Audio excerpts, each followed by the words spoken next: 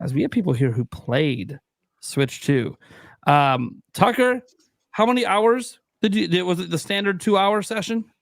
Yeah, you know what? I can find out exactly how long I was there. Just look at the time codes on the pictures, like when I was there and when I left. Let's find out. Let's do a little. So I arrived, everyone, at the Nintendo Switch 2 experience in New York City. Not a great look at there, just because my webcam. Yeah.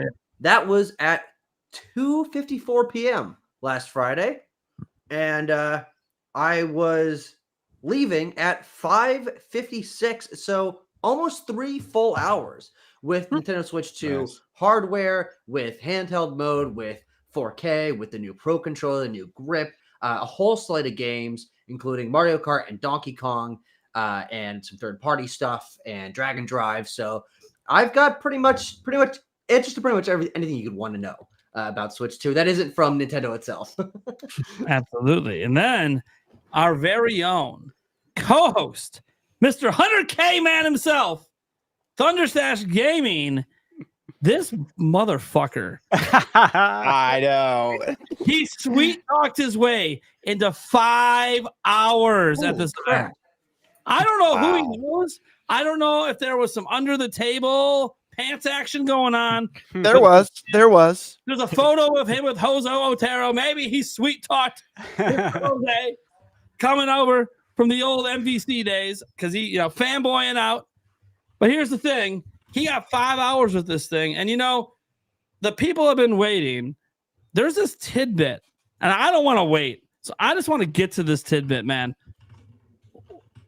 You were talking about it in our chat, right? And I said, dude, we got to tease this for the show. I don't know how to tease it because no one's talked. I've been, I'm on top of the news. Yeah. Right? No one's talked about this. So no one seems to have gotten this information out of Nintendo because Tucker said, hey, I got everything you need to know unless it comes from Nintendo. Well, here's the thing. Stash got his grubby ears in on something that comes from Nintendo. So what is it, Stash? The people need to know. Yeah, so we talked to everybody. They're all very nice. All the Nintendo reps, they're very helpful. Tucker, you know that. Oh yeah, aggressively nice, maybe. yeah, they are. And they're trained very well too, because from the moment we got in there, we were trying to get information. Like from the moment we stepped into the doors, like into the waiting area, Tucker, we were trying to get info where you could actually like hold the Switch and pull the Joy-Cons apart. In that area, the first Nintendo rep we were talking to, we were trying to figure out things about like the pre-order and stuff like that, like making casual jokes about it. Like, so do you know, by the way? Yeah, but so the big thing to me, and this is something that I've wanted, right, is achievements. I've talked about it on the podcast. It was on my wish list of things to have for Nintendo Switch 2. And obviously we know that there's achievements or medals, which is Nintendo's achievement system. It appears on the Zelda games. And so I was talking to the rep who was in charge of the Switch 2 tour game. So the actual $10 software title, right? Is it $10? Is that what we've heard now? Okay. Yes, that's I have not been on social media but to post my videos because it was an interview. It's a weird way to announce the price, but whatever. Okay, cool. Yeah, so we were talking, and there's 100% medals in the Switch 2 tour game. There's 80 medals, or over 80 medals to be exact. And I asked him if the medals are just in-game, or like, are these going to be part of the UI where you can actually like view your medals, on the homepage or the UI for all the games? And he said at first no, and then he said, actually, I'm not sure about that. I think that's not right. It's not no. Like, I think that is actually going to possibly happen from what I've gathered. Like, it's supposed to be in more games, he said. I said, okay. So I'm thinking, like, if it's already in both Zelda games and It's in the Switch 2 tour game. What else is it going to be in, right? That's 3 of the 4 Nintendo published Yeah. launch titles. Exactly. Yeah. And that's why I was like, this is looking really good. And I was like intently Dude, you're gonna make listening. Nate crap himself. Look at him. Yeah.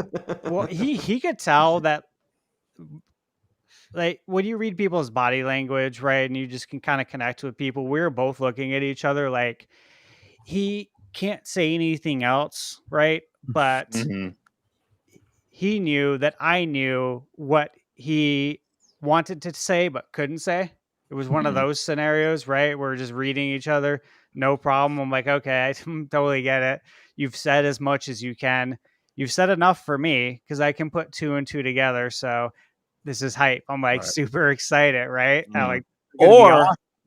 Or he knew that you would know what he didn't want you to know, and that you know that he knew that. Yeah, And yeah, swindled pretty you. much. No. To make sure this rep doesn't lose their job. Right. He's got to They're prevent both- both. yes, You got to They're cover both both out things. knowing each other. Technically, he didn't confirm. Yeah. But he was given a vibe. He was throwing down Yeah, and I pick This up is a on that vibe stuff scoop. very good. kind of a vibe. So, well, a little bit of, okay, yeah, there's medals, achievements in the tour game. Cool. That's not shocking if you watch enough footage of it. There's not a lot of media hasn't. I gotta admit, the media has kind of done a really crappy job covering the individual games at the event. I don't really know why. It's weird. It is really weird, and Hey, I'm that's happy what they you have are to come with though. us for. Exactly, Well, I'm happy. What I've got a questions do you question for you have? Yeah, Right? I got a question for you guys. How did Nintendo? I don't recall. I remember seeing the news going around that Nintendo said they won't have achievements. How did Nintendo word that specifically? Because if the system is a medal system, technically medals aren't achievements; they're medals. So I don't know. Like, I'm just saying, like, how was it worded? Technically, trophies aren't achievements; they're trophies. Absolutely. They're like, no, we don't have achievements, but we do have medals. Interesting. I know it's a good You know. point. I agree with you on that. Actually, I looked closely Yeah. at that wording, and that's exactly, to be perfectly honest with you, that's exactly what I thought. Yeah, That they were just being choice with the way they replied because you did not use the right words. Yeah, we don't have a trophy system. Why Yeah. would we? PlayStation has one. We're not going to copy them. I We have our own thing, obviously. okay. So obviously, just to kind of recap, guys, kind of throwing down the vibes. Achievements are a thing. We already knew that officially. The Zelda stuff officially announced that publicly. If you went to the event, you now knew that was also in the tour game. Didn't look from anything we saw that Bonanza has anything, but also if it's an app related thing, that wasn't at the event, so you wouldn't be able to test that out for that game anyways. If it is, and that game doesn't come until July anyways, so it's not a launch game. One thing wildly important to consider about Donkey Kong Bonanza, though, is if this is a game made by the Super Mario Odyssey team, which is, I think, an assumption that a lot of us are making. If you recall, in Peach's Castle, at the end of Super Mario Odyssey, Toadette handed out a bunch of achievements. There was like 200 of them you could get. I don't know. I'm my wheels are turning now that I'm thinking about that. Basically what the big news is Nintendo is having achievements, and it's going to be in a ton of their games, if not all of their games potentially. And whether or not this achievement system, this medal system, can be expanded to third parties, that is something obviously don't know. And third parties, as we know, unless Stash asserted otherwise at the event, they've been very listening to the NDA and saying nothing they're not supposed to say. But Stash went, I don't know. Stash is smirking. No, the third parties were good. Obviously, I talked to Radek Grabowski over at CD Projekt Red, and he was very clear with his words.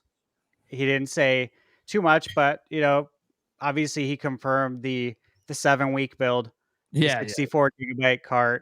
sure. The full game is on the 64 gig, including the DLC. $70, and it is a launch title. He confirmed all of that, but yeah, and that's all stuff that they've been willing to communicate publicly, anyways. So yeah. He was very company line. This is what we're willing to say, what we're allowed to say. We can't say anything else. So guys, that's like the big news. Achievements. It ain't just a Zelda thing, and it sounds like it's going to be a huge thing this generation for Nintendo. Whether or not you'll be able to see it in the UI of the actual system, heavy sort of hinting, actually, yeah, maybe, but we're not going to confirm. But, maybe you can click on that profile icon in the top left, and there's something there for achievements where it's not just the app on your phone. But we'll have to see. And here's the exciting bit. If it is something that you can see in your public profile on your Switch and you don't have to have a phone, which, by the way, would make sense because some kids don't have phones. So then how are kids supposed to deal with achievements? Does that potentially mean that this is maybe a bit more of a universal medal system? And then third parties are part of the game, baby. We'll see, though. We'll see. That is something we can't confirm today. Cannot confirm that. Nintendo, though, seems to be going a bit all in with the medals, which is good. Nintendo's done achievements before, guys. We all know this. Like Tucker just brought it up in Odyssey. There was achievements, but there's never been like a universalized system for it where everyone's using the same type of thing. This medal system seems like it is very much Nintendo has now unified this. So we'll see.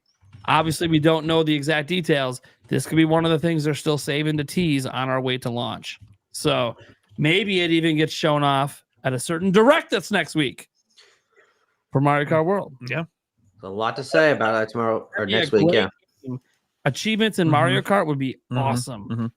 That would be insane. That'd be really cool. It increased the value too. Mario Kart 8 Deluxe kind of has achievements right now too. Kind of, yeah.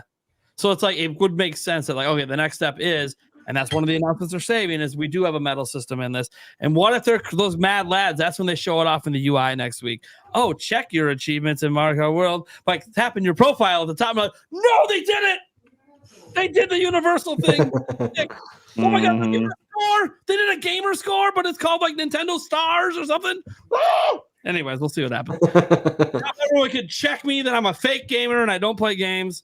Check your star score. Anyways, no. So I have specific things that I feel like we should hit on. We have a lot of questions. Questions about the hardware, obviously. Lots of things going on with the joysticks and the news out there. It's not Hall sensing, but then we want to kind of know what that feels between the two different controllers. Lots of stuff with that. But before we get to the questions here and all that stuff and kind of direct this around, because I know Gamebird's got questions. I'm sure Eric does. We all do, right? We haven't played the damn thing. And Eric off it anyways. Yeah. So he'll just parrot what I'm saying. Damn straight. That being said, for our live audience, you guys can get your questions in too. Super chat your questions in. If you have questions specifically for hands-on experience stuff, this is the time to get it in. I will star them and I will try to get to them before the Q&A section so we can get it in during this topic. But I want to throw it to N64. Josh, do you have a question for these gentlemen? Yeah, I just want all of the details about Mario Kart. Maybe we should start a little more specific because there are actually a lot of avenues to explore Mario Kart World through. And so let's start with one and branch to the others. How did it feel? Like, how did it feel like 8 Deluxe? Did it feel fast? Did it feel like a game that you could play for the next 10 years? Here's one issue, and Stash can back me up on this. That is not an answer we can fully explore at the moment because we were not only on 100cc, which usually I would not play on ACC that low, but we had auto steering on. You got the little antenna on the back of your car, and it keeps you from going off the road and stuff, and it like controls your cart a little bit. It made it feel very, very weird. I have never really used auto steering when I played 8 Deluxe, and so definitely changed the flow and pacing of the game, having those controls on, and we were not able to change those. And so I can talk about the pace of the maps and the throwing of the items and all of that, but controls is something I'm not 100% on because we were put through this like filter of you got to have on a certain CC and you got to have auto steering on, which was a little bit of a give and take there. Makes sense. Okay. So the demo definitely held us back a little bit. Do you know if there's options for like what basically like does 200cc make a return? Do you know? No news on that. No information on that. I'm sure that's something we'll cover next week, but I can't imagine they would remove it. You never know, man. But yeah, I got you. I know that this is just something that's already official. Bill Training was teasing the direct next week and confirmed the 3-lap thing is back in a mode. So that's cool. Obviously, he didn't give us a lot of details on that. So he's just trying to get us excited for the direct. So okay, so we're on the Mario Kart. Let's stick with Mario Kart till we're satisfied. So this knockout stuff, man. How good is it? I mean, Stash, didn't you win a tournament? Yeah, I won. Of course he did. Look at this guy. Look at this guy go. I thought the knockout mode is absolutely badass. I was thinking about you, actually, Josh, after it. I'm like, fuck, Josh is gonna love this shit. Like, it's so for real. I'm like, everybody's gonna love this mode. I literally said it to the guy right after the Nintendo rep. I'm like, this mode's the game changer. Like, this is so much fun. I love it. And the idea of playing that online, because this was all in person, like with the other 23 participants. There's 24 in our group, right? And it's a 24 kart knockout mode. And so just to kind of explain how it works, right, is it's one continuous race. And you have to finish in the top percentage of each race. So for the first stretch, you got to finish in the top 20. So if you finish 21 to 24, you're knocked out. Okay. Then it goes to the next. It's top 16, 12, 8, and then the final 4. And it's to me, it was exhilarating, right? I am very competitive. To a crazy degree that wouldn't be healthy to talk about on the show. But at the same time, I am a very good sport too. So don't take it that way. It's just I'm very competitive. And so for me, I'm just like, oh, this is awesome, dude. Like, I love this. You know what I mean? Like, this is fun. This is thrilling. This gets me excited to compete in Mario Kart, right? It gave me almost like the vibes I get when I play in NBA Jam tournaments, like real, like the Retro World Series tournament. It gave me those vibes, right? I'm like, this is really cool. Tucker, what do you got to say about the knockout mode? I want to hear your thoughts first. Yeah. Before I talk anymore. That is going to be, I think it's going to be the reason people love this game. And this is going to be the element that makes it the next gen Mario Kart game that truly feels like a step up. I think for me, the open world, the free roam, the interconnected maps, and the exploration that we don't know a ton about yet, and we didn't really get to try too much. We'll talk about that in a bit. Those are going to be things that make it appeal more strongly to me personally.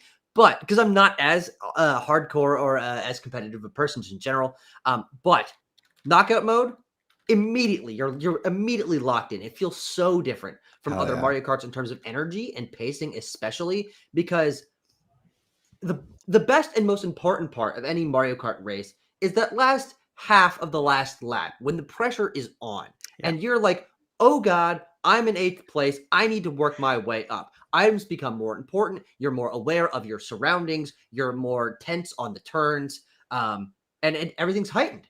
This does that 3 times a race, 3 times on every course. And so each time you are hitting and heading towards another checkpoint, your butthole puckers. You're like, oh God, I need to be in that top. Or I need to be continuing to climb faster and faster. Honestly. Oh man.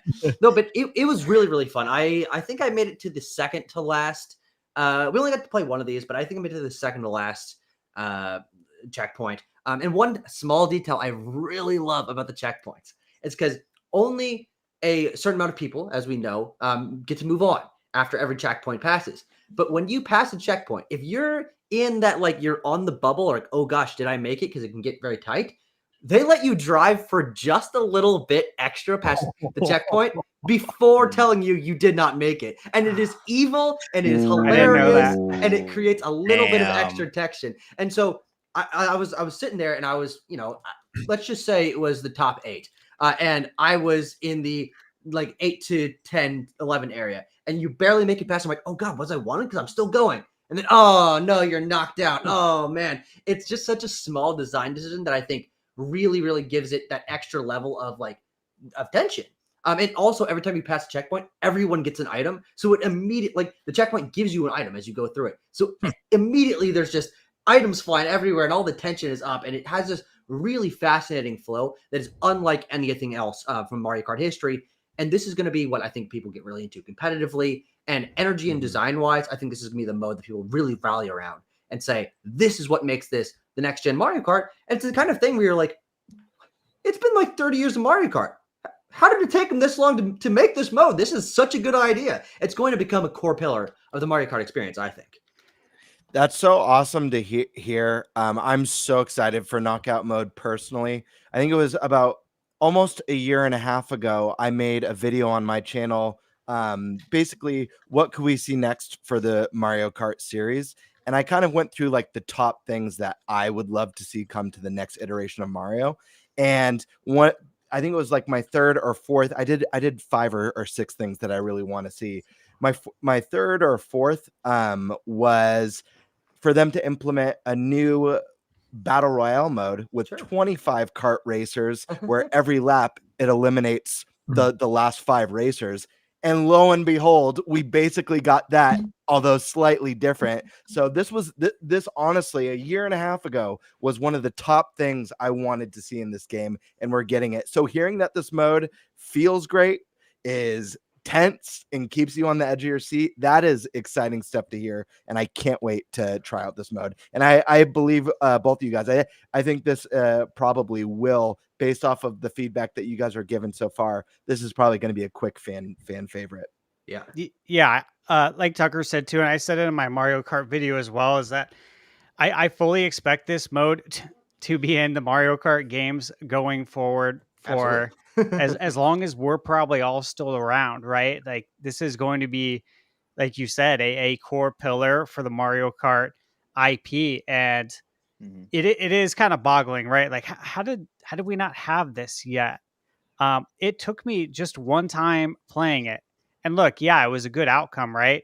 But I could have lost, and I still would have walked away saying like, this mode's badass. I want to play again right now. You know, like it is so much fun. I think everyone's gonna love it.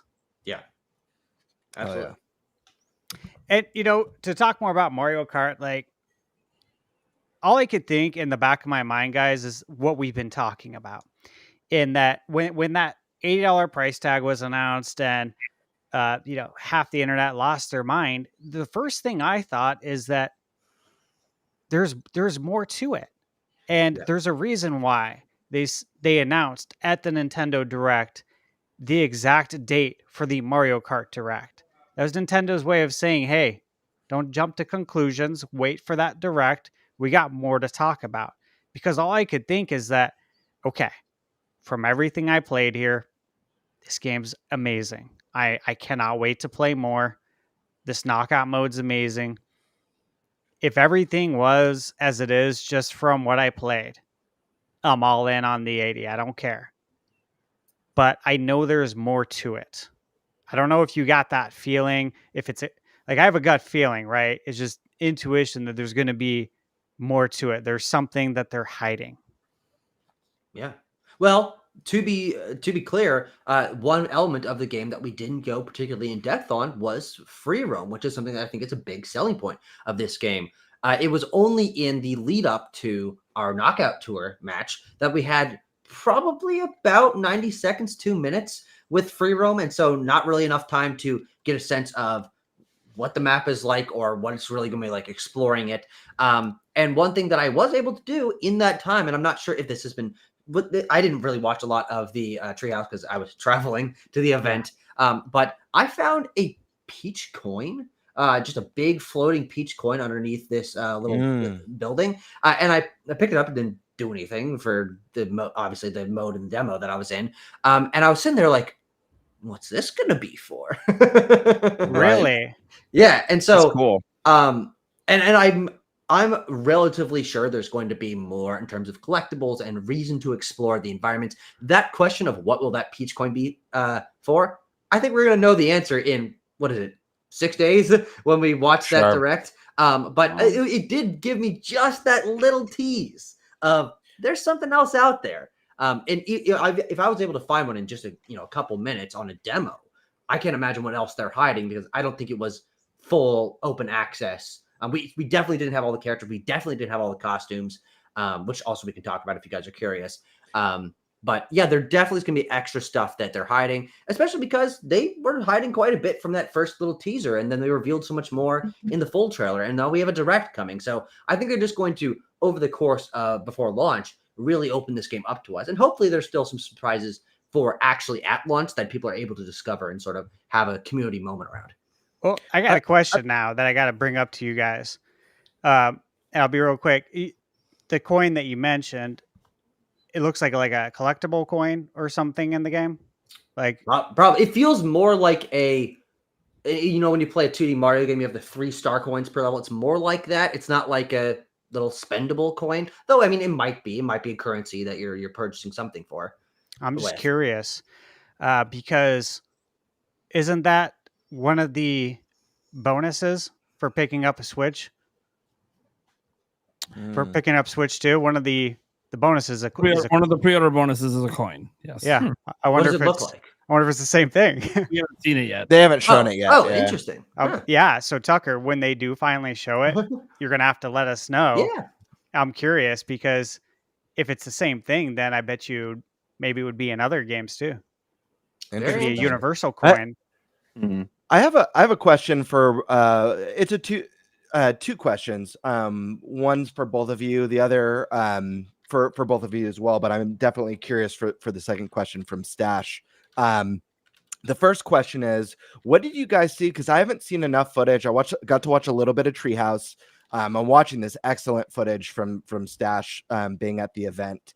What did you guys see as far as power-ups, like new power-ups, abilities that you find on the track? Was there much new there? Was it pretty much what we've seen in the past? Any special returning items that we haven't maybe seen in the last couple Mario Karts? And the second part is we know one of the new kind of transformations is kind of like a boat mode. You go on water in this game instead of going underwater. Yeah. I want to know how that feels. Obviously, in Mario Kart 8 Deluxe, there's a difference in feeling between being on the track and using your glider that's a little bit more floaty and drifty.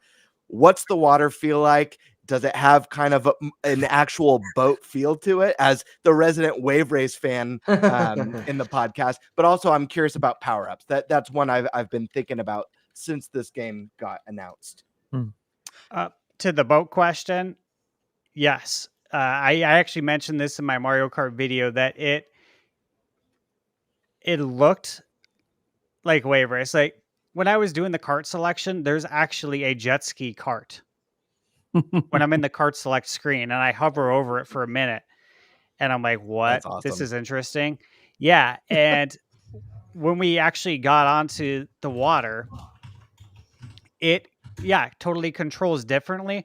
But it felt good. Like it literally felt like you were riding waves.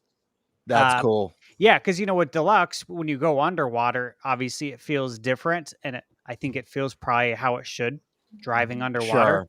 This feels how it should driving on top of the water. Like it definitely feels like a boat or a jet ski. And obviously I can't wait to get that jet ski kart. Like this is so cool, dude.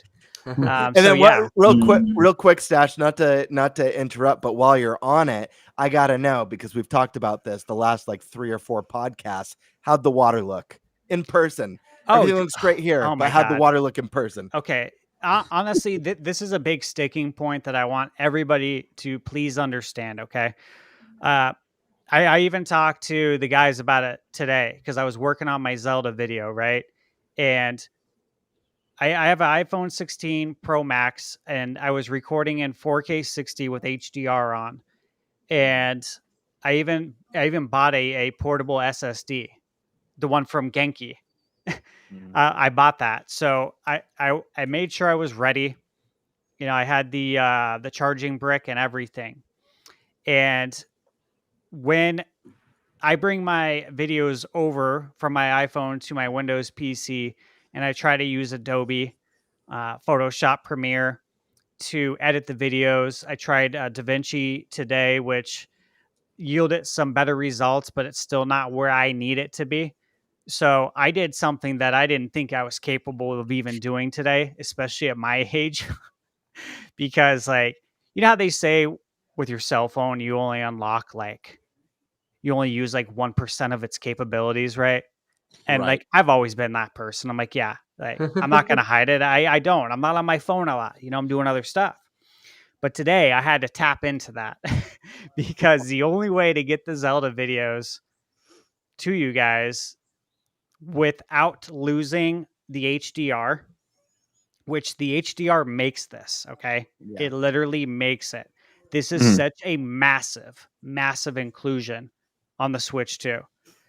And had I not learned how to do this, I edited my Zelda video today. I did it all on my phone and even posted it to YouTube and brought in my narration that I did on my computer, uploaded it to Google Drive, brought it into my phone, figured out how to put it all together. And that was literally done on my phone today. And that's not something I would ever consider doing. But it was in order to get you guys the HDR footage, because as soon as I bring the .move file, Apple video file, as soon as I bring it over to Windows doesn't want to read it, and then you have to convert it to MP4, and then you lose the HDR effect. It looks completely washed out. Okay, and so the reason I bring this up is because when you see the water in person, it is glorious. And I'm talking about in Donkey Kong. I'm talking about in Mario Kart. Talking about in Zelda. The water is absolutely beautiful. It looks so good. I was very impressed with the water. I'm like, this is great. Love to hear it. Dude, it literally felt like the N64 days when I was just salivating over the water. I'm like, oh man, I got to see the water effects in this game. It felt like that, but I was just like, I wasn't thinking about it until I saw it. I'm like, holy shit, this water looks great. and then more games came, and I'm like, oh my god, like, and all the colors again, like even this footage here, guys.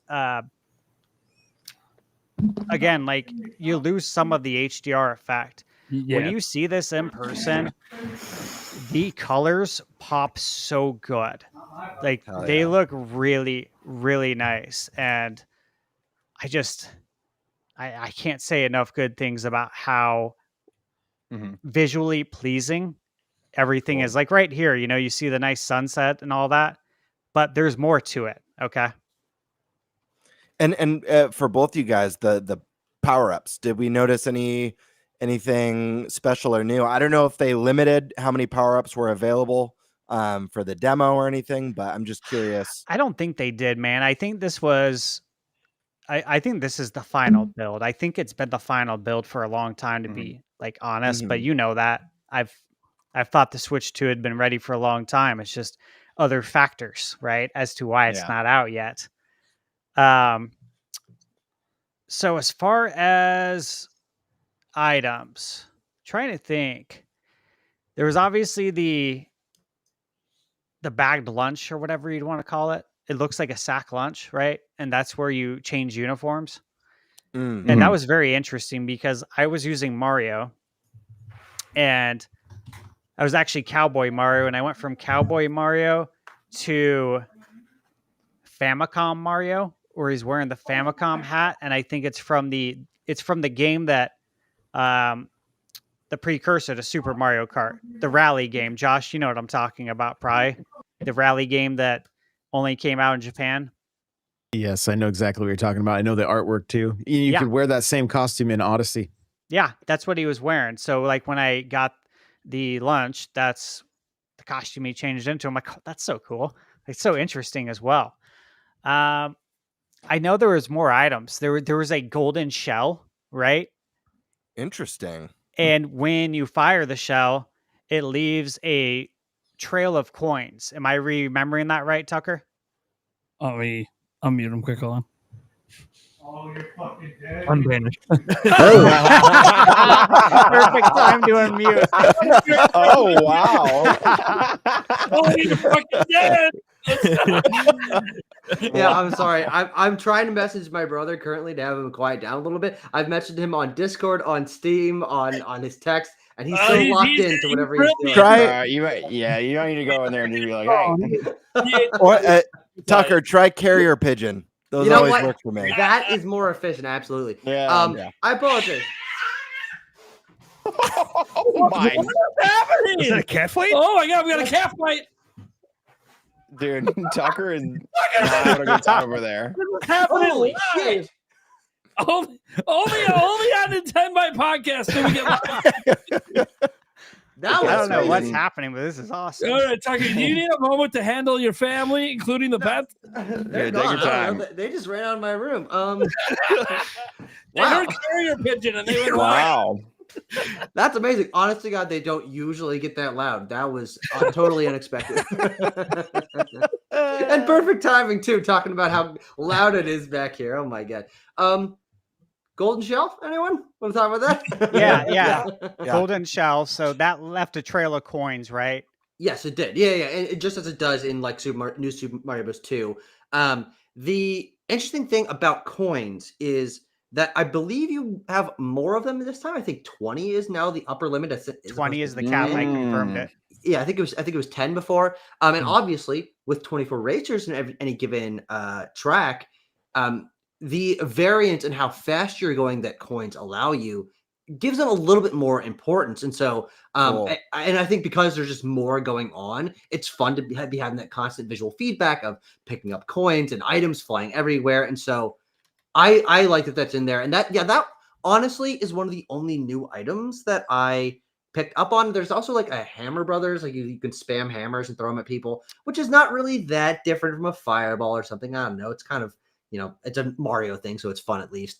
But my guess is that there would be maybe a section in the direct for some new power-ups that'll be used in the game, because I was shocked by how little new there was in terms of power-ups, or one big one that they would hang the hat on this game. I mean, almost every Mario Kart game has one or two new items that do really change the flow and feel iconic for that game, and not having that in this, I was a little bit surprised. Like there wasn't one that jumped out at me. So I would say it's more likely we see more in the direct next week, or at least that there are more in the game when it fully releases. But from our time with it, it was much more about the track, about the different modes, and not about the items.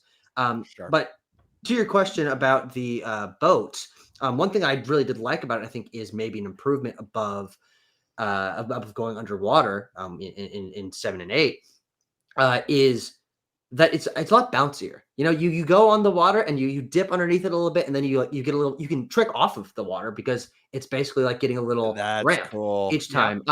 And also there's things in the water. So I remember this one little section on a map where I was in a river, and I dipped into the river. I bounced out a little bit. I tricked, and then I landed on top of a Goomba who was in a little inner tube. And then I bounced off of the Goomba, and I tricked off of the Goomba. And so it gave it this really interesting sense of flow where you're kind of like using just the momentum of dipping in and out of the waves.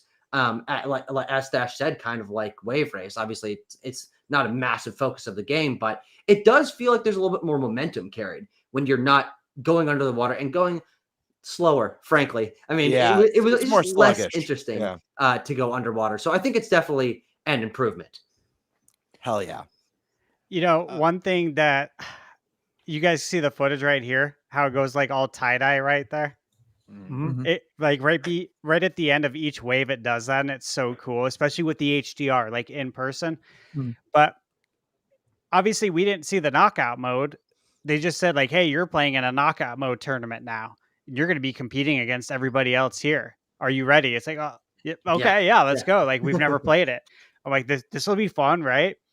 And when you start the knockout and you fly into the actual knockout mode, and like you're controlling your racer and you're flying, like it's as if you parachute down from your cart. Nice. And I'm like, this is so cool. Like immediately I just had like this huge smile on my face. Like, this is badass. Like, what a great idea.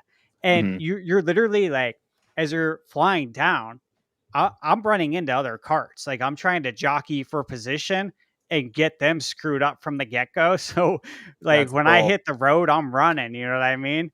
I'm like, this is really awesome. Right, and all off the battle bus at the same time, baby.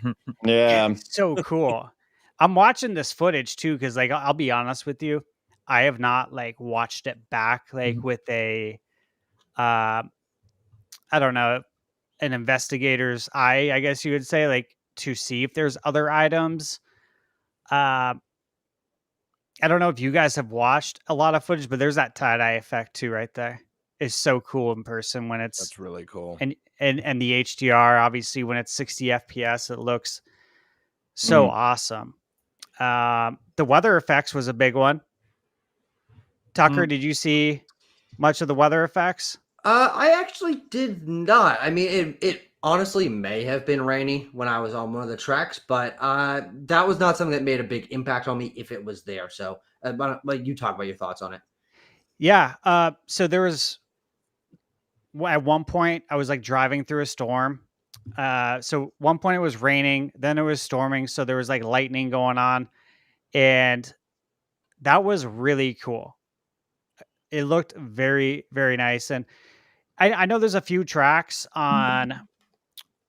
Was it on Mario Kart 8 Deluxe? Is it the Cloud Top cruise level, Josh? Where there's all the lightning and the speed Oh ramps? yeah. Cloud Top Cruise. Yeah, I love. That's one of my favorite ones, and it gave me like those vibes, but on a much, I don't know, more epic level, I guess you could say. Like it looked really, really good. Like it felt like you were driving through a storm, like you would see in maybe like an open world game or something where it's storming. Like for instance, I'm obviously still chipping away at Assassin's Creed Shadows, and when it storms in that game on the PS5, it looks so amazing, and it reminded me of that. Like it's believable, the sound effects, everything.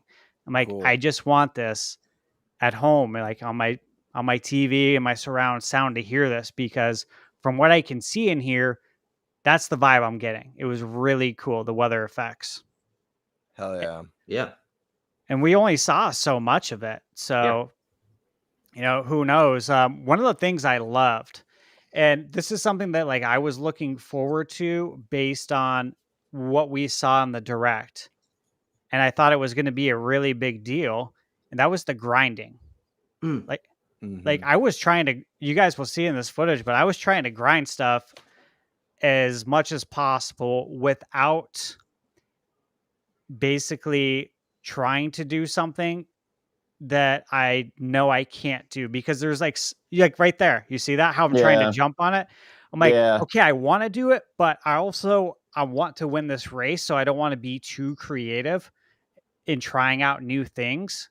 And you guys, that's like one of the reasons why I'm excited about the free roam mode, is because I can actually go find all of like the secrets and all of the shortcuts, because as someone like, again, who's just like super competitive, I would love to be able to do that, but if I'm in a race, I'm going to try and win. You know what I'm saying? So like when they said there's a free roam mode, I'm like, oh, I know exactly what I'm going to do on that mode. Like that's where I'm going to go strategize. I got another question, but I also want to give, you know, our guests a chance to ask their questions. And so if you guys have something, please dive in. I want to know, not necessarily about Mario Kart. I want to know, how good is the handheld screen versus the OLED in your personal opinion? Do you notice? The thing. Is it good? Yeah. Here's the thing. People are gonna say, "Oh man, it's not OLED." Yeah, but it's a 1080p screen versus a 720 screen, and that is a sacrifice I will take any day of the week. I mean, I'm not a particularly a snob in terms of color or resolution, but resolution is something I notice a lot closer than color. And so just being able to play a game on a handheld screen in 1080p, which is pretty rare, all things considered, especially for gaming systems, that is, I think, a market improvement and much more important to me than having OLED, which I think we can all assume is something we'll be given access to later down the line in some sort of revision. But I think it looks better than the OLED because it's simply a higher resolution screen. And also, I mean, the games that one thing to stipulate, the only game I got to play in any form of handheld was Mario Kart World. All of the other systems were locked in to either Pro Controller or grip on a screen, on a TV. And so a handheld is something that we have much less experience with. I can give you some thoughts on the general system and magnets, all of that. But in terms of handheld play, immediately I was like, oh, this looks phenomenal. This looks fantastic. I mean, probably the best handheld screen or best looking handheld games I've played, just because I'm used to, on basically every handheld system I have, maxing out at that 720p, and 60 FPS 1080 on a handheld screen is like, holy shit, I can't believe what I'm looking at here. Yeah, that's true. And how would you say like the upscaling and like on the, I know those, I don't know what kind of TVs those were in the showroom, but like for somebody who also has who does have an OLED monitor / TV at home, is it gonna look crispy as hell on those TVs? Because it looks like it upscales really nicely. Yeah, I mean, from what I was able to tell, it all looked great. The only game that I had any like noticing of jaggies on at all was Street Fighter 6, which was a game I only played one match of, but that was really the only third-party game I spent a large amount of time with. I played a little bit of Yakuza. I can talk about that as well if you're interested. But I jumped into Street Fighter 6, which is a game I have a decent amount of experience with, and you got that Street Fighter 6 animation where they're coming into the ring and like doing their animations. Then you get the part where they like flex their face and make them make goofy faces. And I was immediately like, that does not look as good as I know it. And so that's probably a little bit more on them bumping down the polygon count or the resolution to make sure that the frame rate and gameplay maintain smoothness. But every other game looked fantastic. I'm not as much of a I'm not particularly super experienced with being able to point out resolution and stuff, but every other game looked excellent. I'm sure you're gonna have no issue with it. But Street Fighter 6, I was a little bit mixed on because it doesn't look as good as PS5. Yeah, fair enough. I mean, that's understood. So, obviously, like I got the hands-on time with the portable screen on Mario Kart, and I also got to play Breath of the Wild and Tears of the Kingdom in portable mode. Gotcha. And I posted my video for that. I don't know, a few hours ago. And as far as the screen, right? I have the OLED Switch, and obviously I love it. We all love it, right? Yeah. It looks amazing. When I picked up the Switch in handheld mode, I forgot about it. Awesome. Completely. That's perfect. That's great. Yeah, that's fantastic. Yeah, great perfectly honest with you. In fact, I thought about it after, and I'm like, will we get an OLED Switch 2 this generation? Does it need it? I don't know. I don't know because it looks amazing, right? Like I don't know if we're gonna get a mid-gen refresh because it's an 8-inch screen, 7.9-inch screen. Are you gonna make it bigger? You can't put it in your pocket if you do. Well, I mean, I don't think they care about pocketability at this point. Yeah, I would say that will there be one? Obviously, we don't know. I would say if there is one this time around, it can't just be that. It would have to be a Pro. There would have to be another selling point. I agree. Yeah. It's not a big enough jump because the screen looks amazing. And like, again, if you watch the videos, like the one I posted today of Zelda, it was especially important because I wanted to get that HDR. And that's the one I did on my phone so that you guys can watch it on your TVs at home or your monitors that are 4K 60 with HDR. If you have all of that, then you'll be able to really see it. But oh my God, like it pops off the screen. Zelda, especially like playing Zelda in both Mario Kart. One thing I noticed, and I don't know if you noticed this, Tucker. I know you only played Mario Kart handheld, but I didn't feel any difference at all. Like as far as performance, it ran just as good as it did on TV. It felt just as good. I didn't feel any sort of drop off in performance or visual fidelity. Yeah.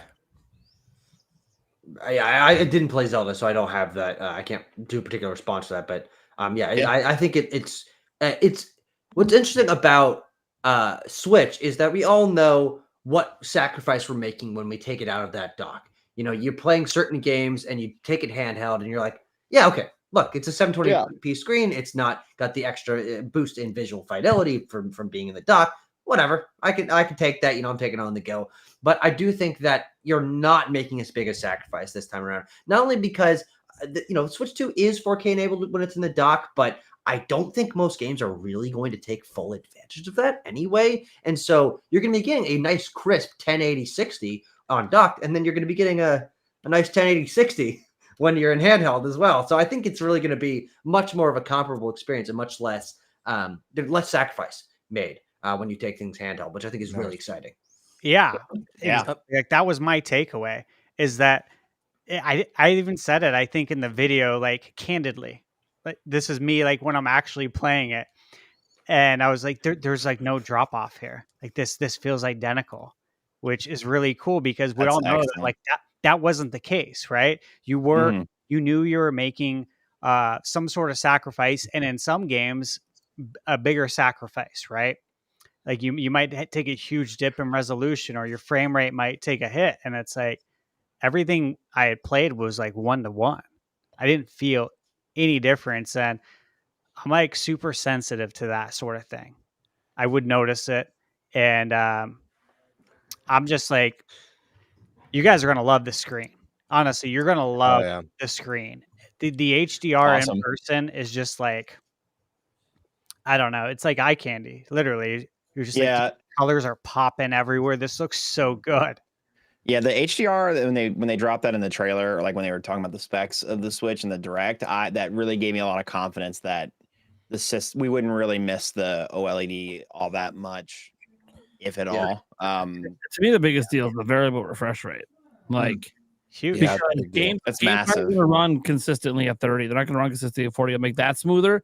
And since it's 120 hertz, you can do things like what Cyberpunk's going to try in performance mode, 40 FPS. Variable refresh rate lets you do that and have it feel smooth on your TV. And so, like, that's a huge thing for me. So, as we've been talking a bit about the screen, but there's one question on everyone's mind, and we can't answer it because we don't know 100% what the tech is behind it. But you guys obviously got a lot of experience using the Joy-Cons. Yeah. Obviously, well, I will actually stipulate most games that I played were with the Pro Controller.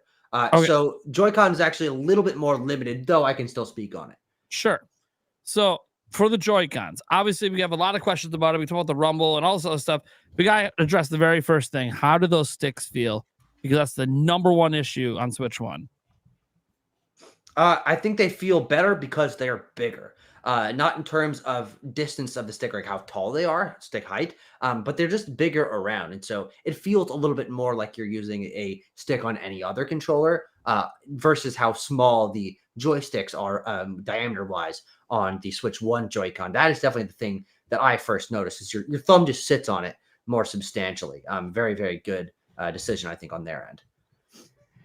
So when I used it, I think it all kind of like came together for me pretty quickly, in that my thought was that these are Hall Effect sticks, and Nintendo is not going to say they're Hall Effect sticks because Hall Effect is copyrighted. And so they're not going to call it Hall Effect in the same way they're not going to say that medals are trophies or achievements. But they're using that technology because I have Hall Effect sticks. I have Hall Effect controllers. I know what they feel like. This is exactly what it felt like. It's totally what it felt like. They're just not going to call it that because if they do, they'll have to pay a royalty. Yeah, they probably redesigned it, a custom design for them. 100%. Probably a Nintendo solution. By the way, yep, that might be the biggest news of the show. See, that's why I wanted to bring it up, because I knew Stash in particular is very sensitive with the sticks. I'm like, he would actually be able to tell the difference between standard, and the Hall Effect. And to be fair, guys, also, do you have any experience with TMR sticks? What is that? Yeah, No, see, no. so TMR is a more newer technology that's starting to, in the enthusiast realm, replace Hall Effect sticks. So I'm just throwing that out there as a possibility that maybe if Nintendo went in that direction, maybe they have a similar feel to Hall Effect as well. But either way, the big takeaway here, and this is what you guys hear, is they are not the same joysticks as obviously the Switch 1. They've completely redesigned, and they appear to not be like an Alps sort of design. It looks like Nintendo took the Joy-Con drift seriously, and that's what everyone wants to know.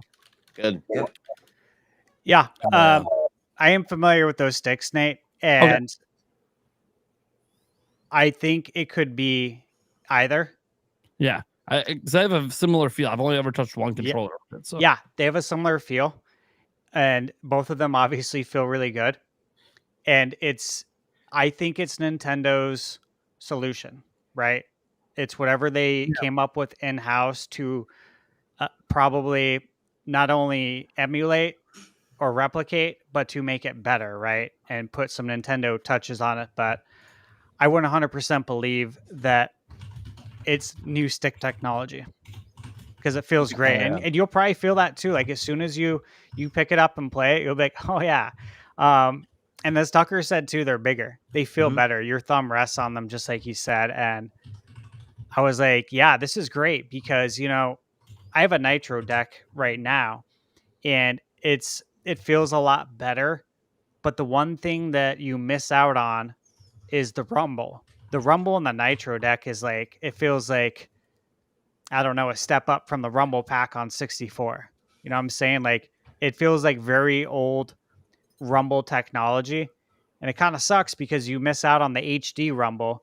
And obviously at the Switch 2 experience, I was reminded of how great the HD rumble is, specifically the HD rumble 2.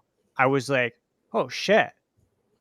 Like whatever they're doing, obviously they're branding it HD rumble 2 and they can't be like, yeah, it's basically, a dual sense. They can't say that, right? Like all these things we're talking about is proprietary and it's copyrighted. But when I was playing certain games, I'm just like, dude, this feels crazy. This is really cool. Like this rivals the dual sense. I mean, one game specifically I played, I was like, oh, I even told Michaela, but she was recording. I'm like, oh my God, babe, like you've got to feel this. This is wild. Like this is legit. That's cool. Yeah, I'm very impressed by the HD Rumble. Tucker, did you get much time with the HD Rumble? Well, I mean, most games were featuring in some capacity, especially the Nintendo ones. I have to say, the game actually where it most surprised me and immersed me was actually Dragon Drive. Yes, it was the way that was used in conjunction with all of the mouse movement that made it feel like you were using a totally different kind of controller. It's interesting that there wasn't anything to specifically show that off to you in a more substantial way outside of Dragon Drive, which is a game that I think was probably one of the least played of the entire event. Even the Nintendo Switch 2 Welcome Tour, which I did spend some time with, is hit or miss in terms of which micro game little test things actually even utilize any rumble. And so it felt great in Mario Kart, but it really was Dragon Drive where I was like, oh, they really did up their game with this because you can feel it sort of moving around and emphasizing different elements of your actions as you're moving the controller. So, and again, in combination with mouse mode, it felt like a totally different kind of controller experience. Yeah. I got a question for you guys about the Joy-Cons. When they first showed that console reveal teaser that showed the Switch 1 kind of transforming into Switch 2 and a lot of like the promotional stuff that we've seen since. When I look at that video, and I mentioned this in my reaction to it, there was a look to the Joy-Cons that almost looked like they were more textured or had like some sort of a grit or texture to them.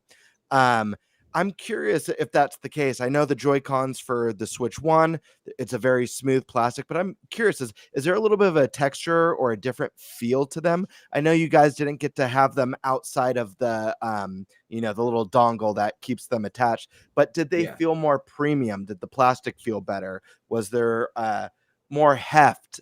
Just curious about just the build and the feel of holding them. So a few things. Number one, I think the plastic's probably about the same. Really did not notice much. So that's probably just, if there is any visual texture thing on that transformation or any promotional material, it's probably just a design thing in terms of visuals. In terms of the feel of them, there are two things that I want to highlight in terms of my experience with Joy-Con. Number one, or Joy-Con 2, is they're taller and they feel taller in your hand. And so, especially when they are put into the grip, this is something I think not a lot of people are talking about, but I think it's very important. When these two Joy-Con 2s are inserted into the magnet grip, this is a nice sized, substantial controller.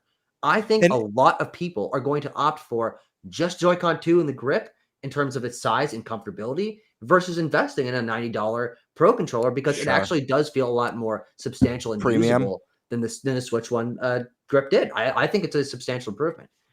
And then just to bounce off of that, the grip that they had at this event, did it have the back paddle? It did, yes. And if so, how did those feel on the grip? Because obviously they're going to be smaller than the ones on the Pro controller. Yeah, they felt fine. It was basically just a fiddling thing for the situation we were in because nothing we were playing used them. So it's not like I had to think about them. But I did find myself, I'm playing Mario Kart. I'm just kind of like clickety click click. I'm just kind of messing with it. I'm like, yeah, okay, that feels fine. But yeah, I'm glad that they give us a chance to try that. And of course, the what are they called? The paddles, I guess, the back paddles were also on the Pro controller, which we did use a lot more of, and basically every game was set up with that. But yeah, it's cool that they have that, but that is also, again, that's the charging grip. I don't know. I don't really even know if I know anyone that owns a Nintendo Switch charging grip for their Joy-Con. But again, maybe it's something that someone would want to invest in as a cheaper but still reasonably usable alternative to getting a Pro controller because it's a less than half of the price. Yeah, so I'll add on to that too and just give you my experience. The Pro controller, by the way, feels great. Yeah, we're gonna get to that next. Okay. I got a lot of Pro controllers. Yeah, I got a lot of questions on the Pro controller. I'll go back to the Joy-Cons then just to answer. I did feel like they felt more premium. They felt more hefty. They felt bigger. It just felt more substantial, right? Hell, like yes. When I hold my Joy-Cons, they feel small, right? They feel small in my hands. When I held the Joy-Cons at the experience, they felt much better. When I was handed the Joy-Con grip controller to play Mario Kart when I first walked in, I don't play like that. You know what I mean? Like, I'm sure you don't either. Like you said, Tucker, you don't. Do you play with the grip ever? I mean, on occasion, I guess, but I've had a Pro controller for 7 years, so of course that's what I opt for. Exactly. I literally have extra Pro controllers, so if I have people over and we're all playing a multiplayer game, no one gets stuck with Joy-Cons. No one gets Joy-Cons get used in my house is if we're playing like WarioWare or something like that. Just okay, so all right, so then we're pretty much, it seems like we're all on the same page there, and that's why I want to bring up this point is that when they handed me that controller, I was kind of like, I don't play like this, but I mean, obviously I'm playing the game, but I would just like to see how it feels is what I'm thinking with a Pro controller. And that thought went away within 30 seconds because it actually feels good. Yeah. Exactly. Right? That's the point I was making. I was like, this is nice. Yeah. Yeah. One thing I will say, again, this is the other point about the usability and comfortability of the Joy-Con 2, is not that we're going to be particularly, us in the enthusiast community, using a single Joy-Con on its side that often, but it is something to consider. I actually think that specifically the right Joy-Con on the side didn't feel as good, and I'll tell you why. Because the Joy-Con 2 is longer, the distance from one side of the Joy-Con to where the stick is very imbalanced in terms of how far you have to reach your thumb. And so I found myself holding a single Joy-Con R on the side and really feeling like I was like holding it weird. Like I had to stretch out my fingers to really get a grip on it. And of course they've extended the buttons, but with that the strap on, it doesn't make the buttons stick out, unlike the Joy-Con strap on the original Joy-Con. And so that actually felt less substantial to press because there's just less, you're not pushing down as much. I actually like the Joy-Con strap a decent amount in terms of the way it makes pressing the shoulder buttons feel. I thought the shoulder buttons were less satisfying to press because they didn't have that sort of extension to them. And the Joy-Con right on its side felt imbalanced in my hands. Now, I will stipulate, it was also, I had to use I had to use the wrist strap. They were very big sticklers about even when you're playing drag and drive and your hands are on the table. They're like, make sure you put on the wrist strap. Make sure you put on the wrist strap. I'm like, okay, all right, guys. Yeah, it's and like so put that was on your kind of getting in the seatbelt. way. Yes, and that was kind of getting in the way. And also there were like cords and things that were locking them down so you couldn't steal them. And that was kind of getting in the way. So it may not be as bad as that first hands-on experience with all the extra things going on. But those are some thoughts on the design of the Joy-Con as a single unit. I was a little bit mixed on it because I do think it's much more designed not for that single Joy-Con play that the Switch 2 or the Switch 1 Joy-Con, I think, were much more geared towards that. As far as what was it? Drag and Drive, right? And like I'm doing a video on that. That'll probably go out tomorrow. Talk of the show. Yeah, you know what? So obviously I love basketball.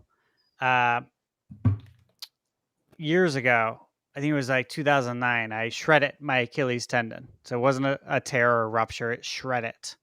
They said it was like a bolt of lightning hitting a tree. And the roots going everywhere. That's what happened to my tendon. So, like my foot became like detached from my leg, right? And, I love hoops, right? So, of course, I ended up getting surgery, but I was in a wheelchair for, I think, about at least 6 weeks. And I was dying to play basketball, right? So we played horse in the front yard. I played against my brother and my cousin, and I was in the wheelchair. And I will say I did win. By the way. I was so happy to win too. It takes a lot of strength. But doing that, you have a lot of respect, right? For wheelchair basketball. And when it was announced that there was a wheelchair basketball game, all I could think was like, oh, I remember doing this, right? And like, I have total respect for it. And it was a lot of fun, is what I was thinking. I'm like, I think this game could actually be really good. And I know people are pooping on it because, that's what people do, right? But I was like, I have a feeling this is going to be one of those games that's going to be like really fun. And when I sat down to like do it, like you said, they make you strap in and everything. And like, I didn't wear Wii straps or anything. I didn't do any of that. You could trust me around your TV. I wasn't going to throw a Wiimote through the TV like all these people were doing for views probably.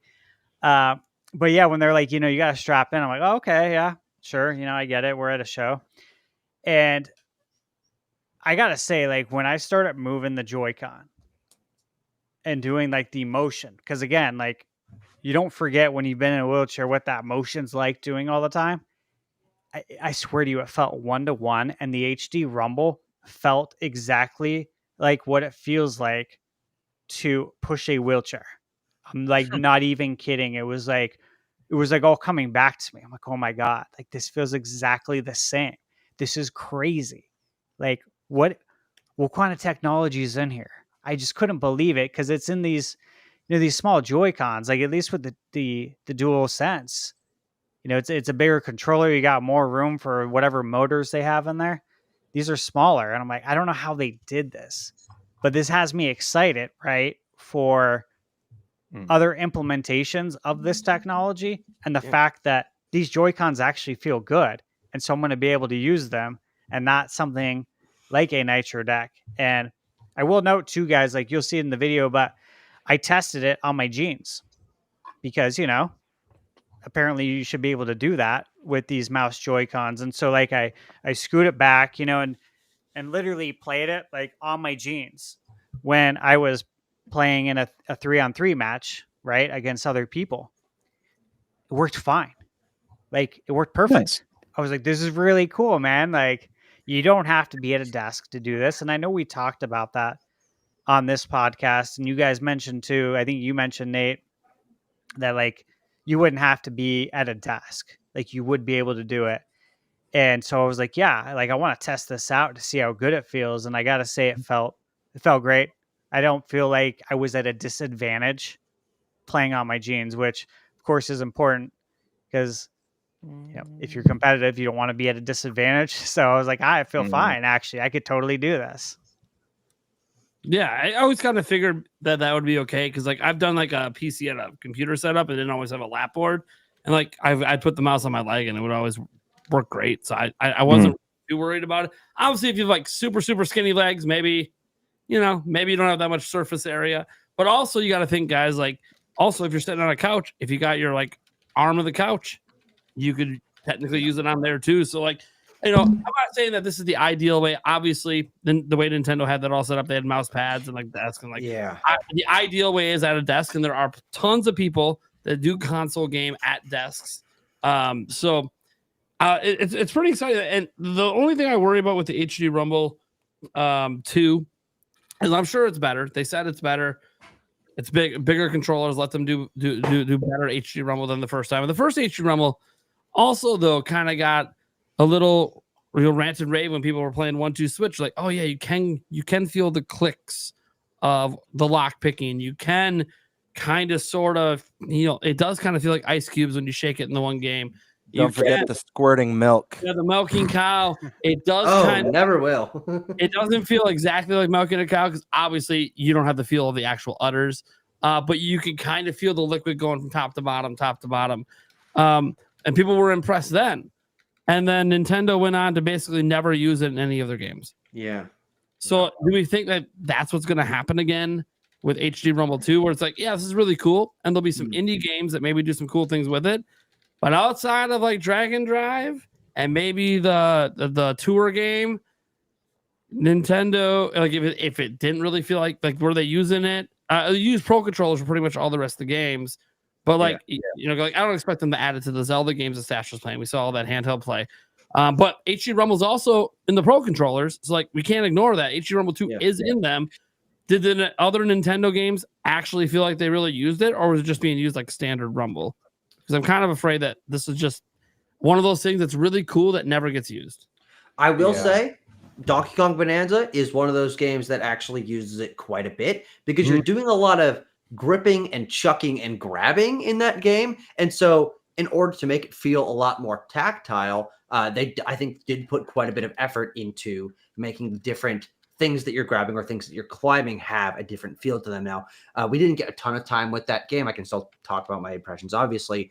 But I think that's one that people are going to feel pretty strongly about in terms of its usage of HTML 2 because Donkey Kong is grabbing onto different like substances ostensibly, right? There's like different kinds of mud and different kinds of rock and stuff, and it has a different feel and pop to when you're gripping it and pulling it out of the ground. Cool. It feels a little bit different, which is a cool little nuance. It wasn't something that super jumped out to me, but it's definitely something that's in there.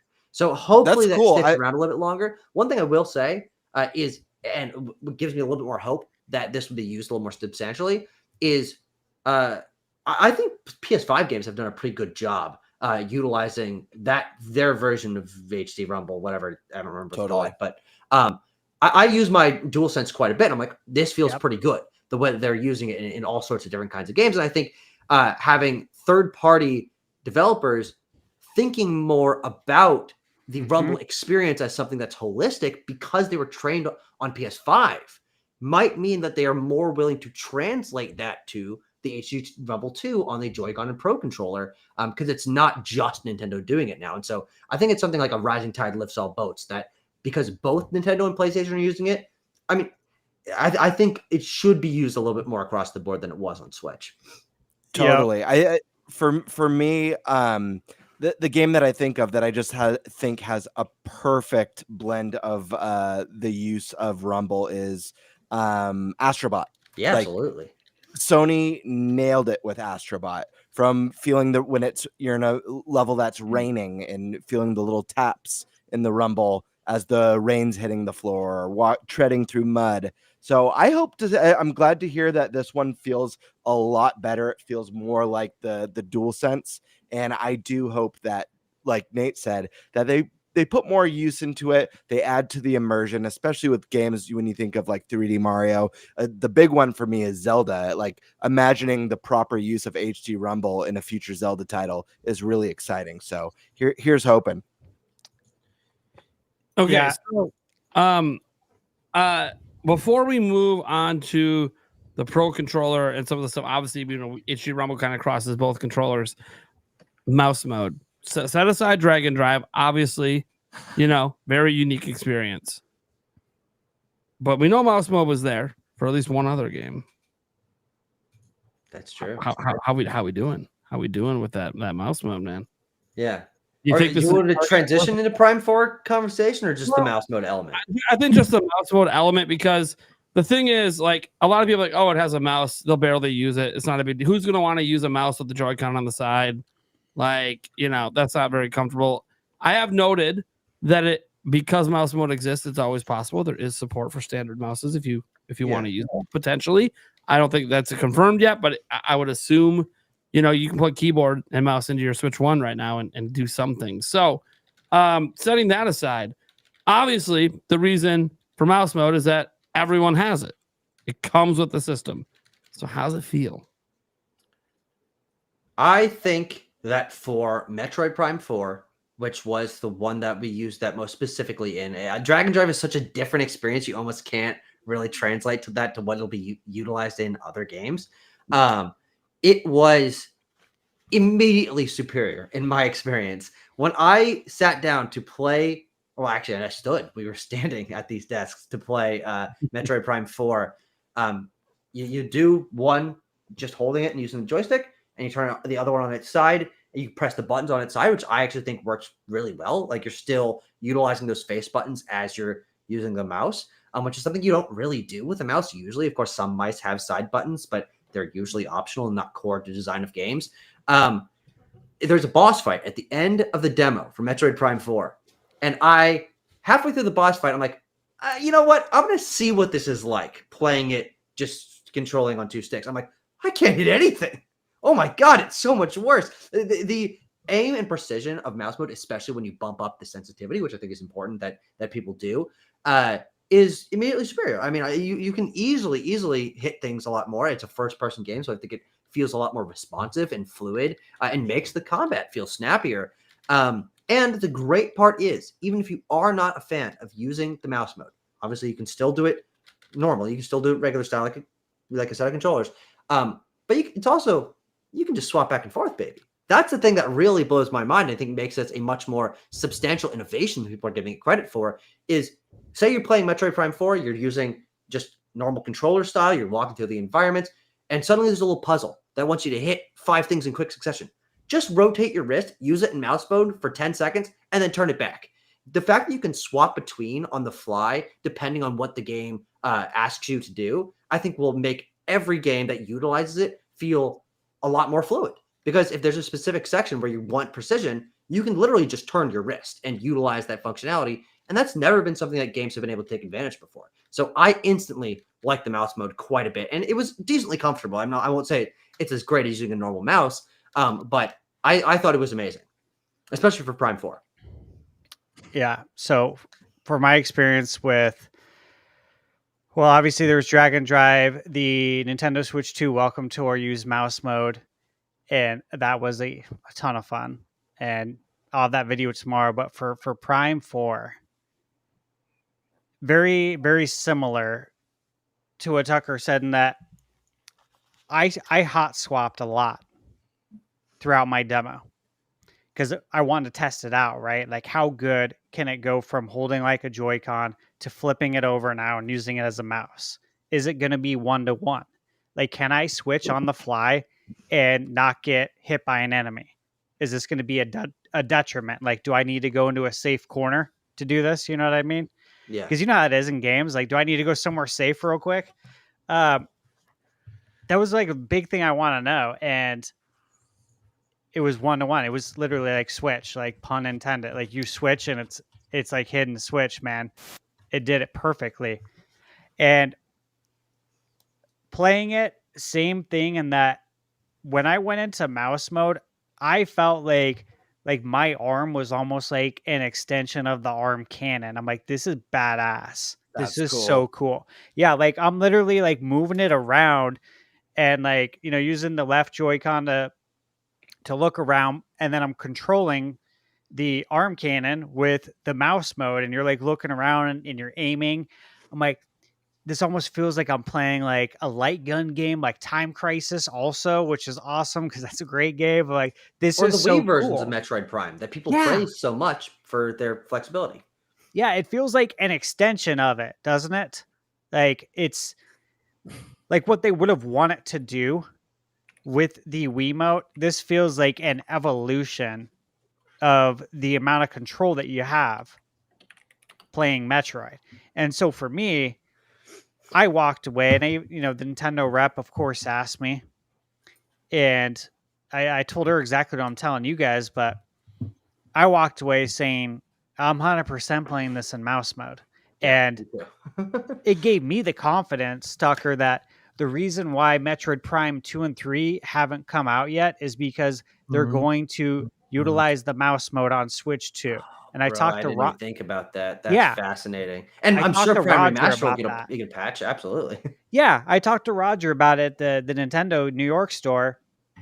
And this is before I had played it, and he was talking about how cool mouse mode is and how it's just amazing. And then after I played it, I'm like, 100% this has got to be why. Because this is the best way to play this game. Like, once people play 4, they're not going to... They'll still play the other games, right? But they would wish that they could play it like Prime 4 in mouse mode. That was my takeaway. Bro. Don't play with my heart. Dude, I think it's going to happen. I think it's going to happen. Like, I was an instant believer. Yeah, it felt so good. I was like, this is really encouraging because I played Dragon Drive. Mouse mode was awesome. The Switch 2 tour, again, tons of mini games, and the mouse mode is so cool. And then playing Prime 4, Civ 7 was there. And I didn't play it. Nobody played it, right, Tucker? No one's playing Civ 7 at No, this that event. was empty the whole time, man. And No one wants to play that. No, that's not a game easy. to play at an event. It's like playing SimCity at an event, right? Wait, like you're not going to do it. Takes hours. It takes hours, man. Yeah. But you looked at it, right? Yeah. I mean, like you watched the gameplay live, and I thought it looked great. Yeah. I have a specific question regarding mouse mode. I mean, more specifically regarding Prime with it. Love to hear that it felt seamless. It was 1-to-1, just putting the Joy-Con down and seamlessly switching. Love to hear that it feels like the Prime way to play the game. Yes. With that kind of feeling like you're controlling the arm cannon. My question though is, how does it feel with the buttons and the button inputs, being that it's not a traditional mouse? Is there anything awkward or feel like there's a learning curve as far as button inputs while holding the Joy-Con sideways and on the counter or table? Well, I want you to consider just for a second, what is the position that your hand is in while using a Joy-Con? Your finger is on the bumper and your thumb is resting on the face buttons. Turn your hand sideways, your finger is on the bumper and your thumb is on the face buttons. It is really no different. Fair enough. I think maybe in terms of multitasking, it might be something your brain might have to adapt to in terms of moving your wrist, and also, your wrist is rotated, so you got to think maybe about your thumb positioning a little bit more specifically. But it's only, I think, because it's something that's never been done before, and you have never done before. And so I think in terms of comfortability and usability, it honest to God is no different. It's really just a 90-degree rotation, but it is something that I think you'll have to think about a little bit more, and will eventually become second nature. But I mean, just you use a little logic, and you're like, I'm not really doing anything different with my hand. Right. Yeah, for sure. I just figured I'd ask because it is a new thing, that if there's anything confusing or disorienting about it, or if it just feels natural right out the gate. Yeah, I agree. It did feel natural. There was nothing to it. I didn't even think about it. And the Nintendo rep's trying to tell you stuff, right? But like, I'm like Luke, taking the visor off and using the Force. I don't want to hear it. Like, I hear you, and like, I'm not. Will you shut up, man? It's like the reps of these events sometimes. Yeah, I'm not trying to be disrespectful. It's like I hear you and I'm listening and I'm nodding, but like I'm like also in the zone. Like I'm with Prime 4. Like, this is prime time, baby. Like, you gotta let me enjoy this. You And- now see this mustache. I know what I'm doing. Yeah, I don't need to be like, I understand they have to do this. This is their You're right. job, and they do such Yeah. a good job. Let me say that. But like when you hand me a controller, like I'm just gonna play. Like I'm gonna feel it out. I'm gonna immediately. I don't know if you guys do this, but you probably press the buttons right when you start a game to see what each one does. Sure. Yeah. I don't like look at the instruction manual, or I don't go into the settings and look at the controls. I'm like, let me just play and I'll figure it out, like, because that's I got a how you question. play. Were any of you crazy enough when you put it in mouse mode to stick your thumb on the thumbstick to see if that still works while you're in mouse mode? No, I wasn't even thinking about it, but that's an interesting. Yeah, it's crazy. I don't think Yeah. because I'm curious because that could also explain why it's seamless. Because if it also still works, it means it's always enabled Yeah, the whole time. I think that's probably the case. Yeah. I'm just I don't think it'll ever be useful. Issue. Both mouses, both control sticks, and you're like, "What?" Dude. You can play 3 games at once. Whoa! So, Vlam, what question did you have? Yeah, sorry, I keep trying to find a pause, but it's my bad. No, so when you're my thing, I'm worried about because I at least I'm using the regular Joy-Con because I don't have a Switch Joy-Con.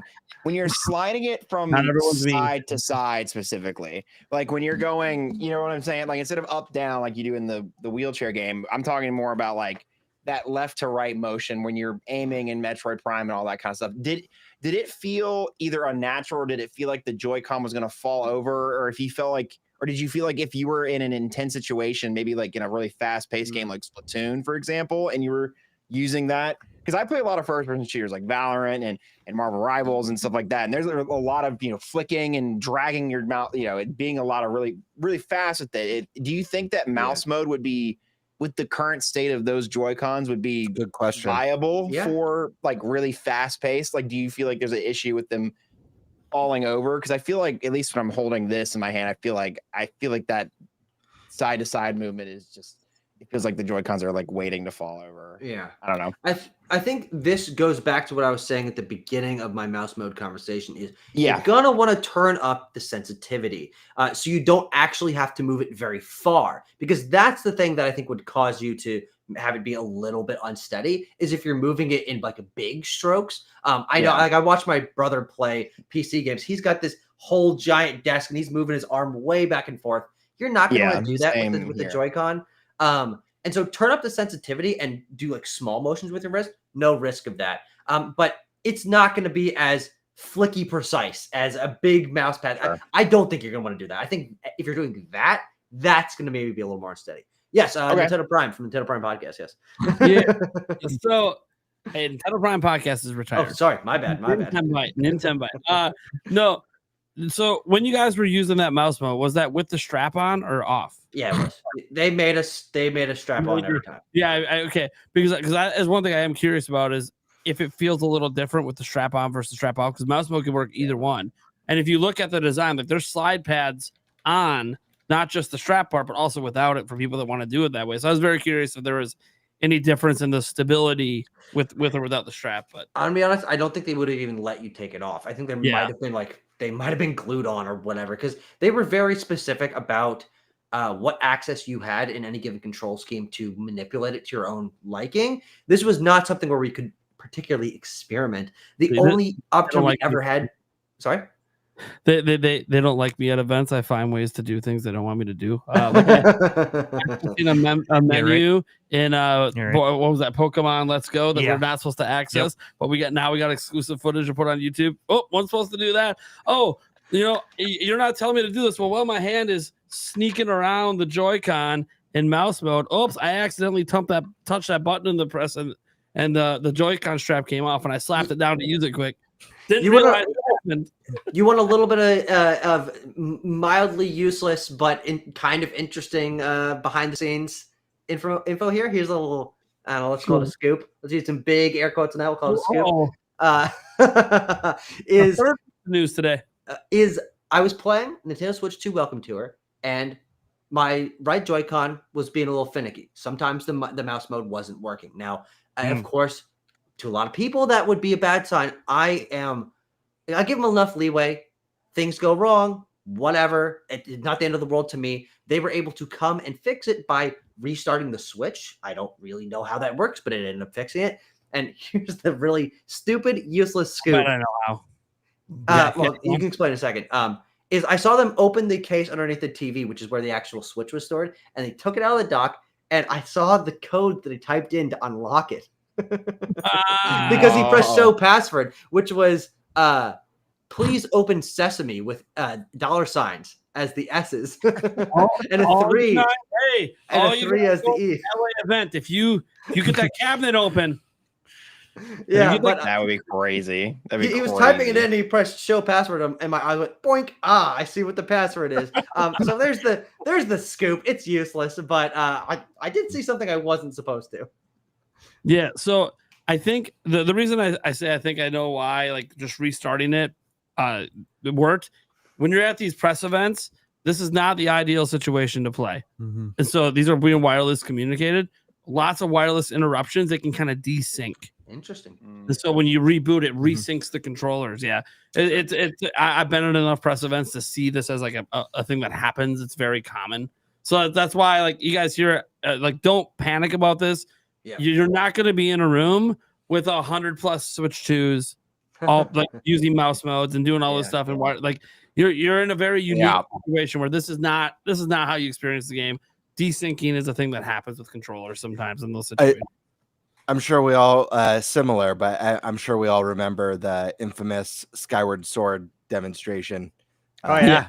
You know, where they had to ask people to turn off their phones and stuff like that. And then when you did the demo on the show floor, it worked fine. Yeah, because it wasn't one unit trying to work wirelessly with 10,000 people with their cell phones trying to record and take.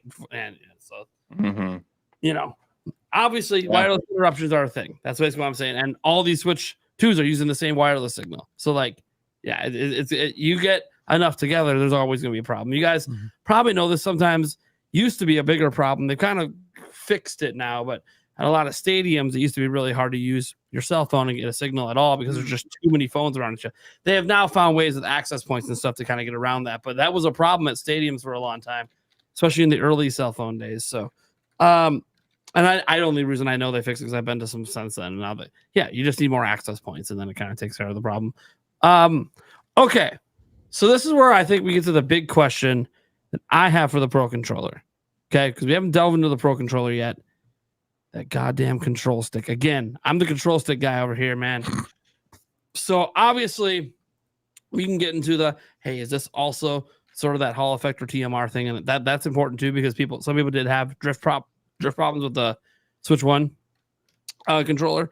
But also, they made a big deal about the sticks on the Pro Controller and like trying to perfect the perfect controller and how smooth it slides when you're moving it around, and the sound like how it basically makes no sound, like the stick sounds when you guys know the stick sounds. Everyone knows. Okay, so before you said that, because I actually didn't know that about them sharing the information about the Pro Controller, you mentioned, okay, let's talk about the Pro Controller. I'm thinking in my mind, what am I going to say about this? Because largely form factor is very similar. Feel in your hand is very, very similar. But the one thing that I was like, oh, you know what I remember is that sliding the stick around in circles felt so smooth. And I'm not a big enough stick guy like the two of you are to know exactly what the difference was. But I know that I felt that immediately. And then you mentioned the sound thing. I'm like, that's the difference. That clack you get when you slide the Pro Controller stick around, totally gone. And I'm like, you're right. I absolutely, like, I unconsciously, even as a guy that's not super into the sticks, immediately noticed that just sliding it around was such a smooth and, I guess, quiet experience. So yeah, I did notice that just subconsciously. I thought that was funny. They also mentioned in that same interview about the triggers as well, working on the triggers to improve them. I forget how they described it, but like softer or less clicky, or just like a smoother trigger press. Is that something that you guys notice? And to add on top of that, obviously the form factor is very similar. With it's updated, but very, very similar. Did it feel more premium? Did it have a little more heft, even slightly more premium, or did it feel just like the Pro controller, like 1-to-1? The thing that's most premium and I think most immediately different about the Pro Controller 2 is the texture of the part that touches your hands. The Switch 1 Pro Controller has that like cutoff point where it becomes this, I don't know, almost looks like rubber, almost looks like here's a weird pull. It looks like a steering wheel kind of like texture on the Pro Controller 1. That's gone. It's the same texture across the whole thing, which I think is interesting. And it feels just like it feels silky smooth. It feels like it's soft like a baby's bottom. I mean, it is a really different hand feel, and it is also totally different from the hard plasticky feel that almost every controller has ever had. You think of like the grippy bits on the bottom of an Xbox controller or the like hard edges that a DualSense has, all gone. Just totally like soft, silky, melt in your hands feeling, which I was not expecting. Like it's a different hand feel, which I think is the most substantial and most premium feeling element upgraded to the Nintendo Switch Pro Controller 2. And the triggers, I didn't how really are notice. Can't really comment, to be honest. Got it. All right. Well, then all those questions to Stash. What are we doing? Yeah. Throw it to them expert over here. Yeah. So immediately when I put my hands on the controller, it felt so much better. And a lot of things that Tucker said are like completely accurate. It just feels better. It feels more premium. I don't know what they're using, but it doesn't feel like other controllers that I've held. And obviously I spend a lot of time holding controllers, right? Like it felt different. You know what I'm saying? He's holding like, some right now. You can't see, but he's holding a controller in each hand. Yeah. I log a lot of hours, right? Like And it felt different. When he's not, got to keep the hands in shape. Yeah, it feels good though. Like it felt immediately premium. And I don't know really how to put it into words that are different than Tucker's because I think he said it pretty well there. But I guess I could say that I bought the Switch 1 Pro controller on day one. I love it. Yeah. I fly when I go fly. I put my Switch in the stand mode and I use my Pro controller. Like I don't use it in handheld mode. I use the Pro controller anytime I can, right? Anytime and every time. After holding this Pro controller, I feel like I'll never use that Pro controller again. Right? Like I don't know. It's such a nice controller is my point. Like I love the Switch 1 controller. I love it. And for me to be like, there's no reason to use it again. Like that's the controller I'll give to somebody else to use. Because it's, still, it's not a Mad Catz. It's not a Pelican. It's still a good controller. But I'm going to be using my Switch 2 Pro controller because it feels amazing. It feels premium. It feels really good. And I just want it to, obviously play more. But yeah, very nice controller. Did you notice the triggers though, Stash? I'm just curious. Just because I remember, unless I'm remembering wrong, I feel like they mentioned that as well, Prime, in that same interview, that they made changes to the triggers. Yeah, they felt really good. Power sliding. Like if you look at my Mario Kart footage, like I power slide the whole time. The track design, I feel like, at least in the tracks that we did, was geared towards people who love to power slide, right? And like I love to power slide, and it felt really good. Okay. The sticks, man. Dude, come on, man.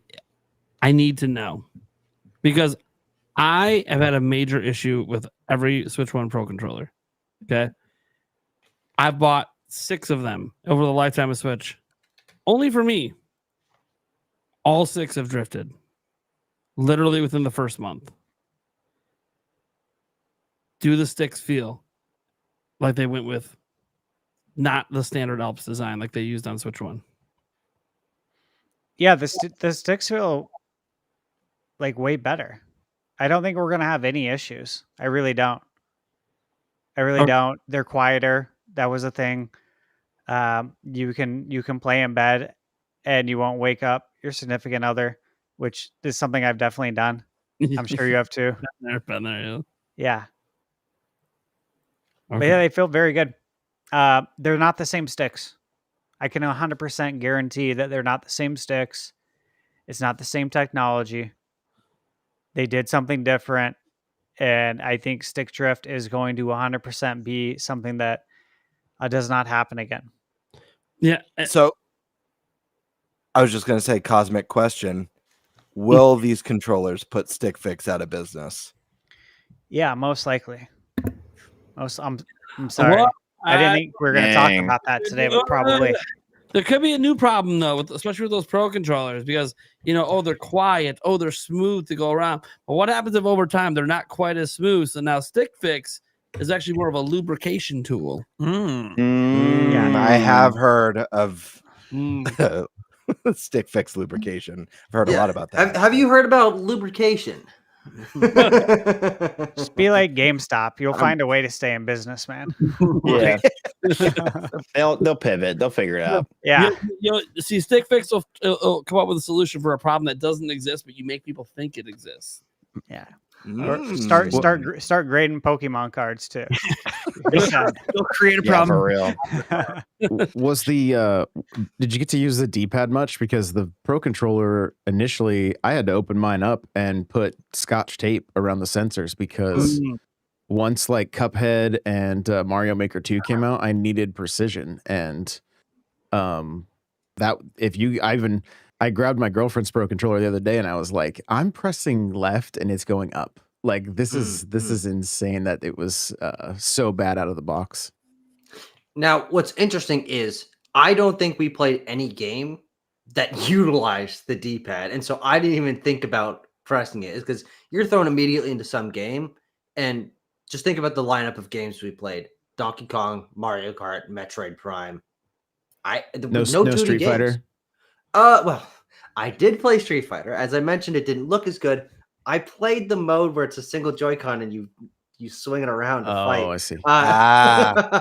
And I whooped my friend's ass as Marisa, who was my Street Fighter 6 main. And it was whatever. It was fine enough. It was fun, but no, did not use the because I think they wanted you to do the swing it around motion control mode for Street Fighter. So no, I don't even think I used the D-pad once, which is more a testament to just the styles of game they had on offer. I mean, I think there was really only one 2D game, which would have been Street Fighter. So I never even thought about using it. What was Hades 2 there? Yeah, it was. I didn't play it. My video's coming out for that tomorrow. Yeah, I know that's a game that some people, the first one, some people like to use D-pad on. Interesting. Cyberpunk used the D-pad as well, and I played that, and I posted. I actually forgot I scheduled my video to post, so it posted while it's actually up right now. Yeah, yeah. So I just had to go post my social media stuff. I'm like, oh crap, I forgot I scheduled that. Like it's been a blur, guys, like editing and stuff. But we did use the D-pad in Cyberpunk, and it's not a substantial way of using it. It's just mapping, right? Sure. Yeah. And I don't recall if I used the D-pad in Hades. Like I could probably look at my hand and know if I did. I might have. I might have because I feel like I used the D-pad for Hades on PS5. I'm almost positive. Yeah, as I say, it's a popular mode for the original Hades. Yeah, I'm pretty sure I did. So I might have naturally just went to that position, and I'm not thinking of it, Josh, because it was Maybe just that's a good. such a Maybe blur. that's a good thing. And that I could think be so. You didn't notice the problem. Yeah. Yeah.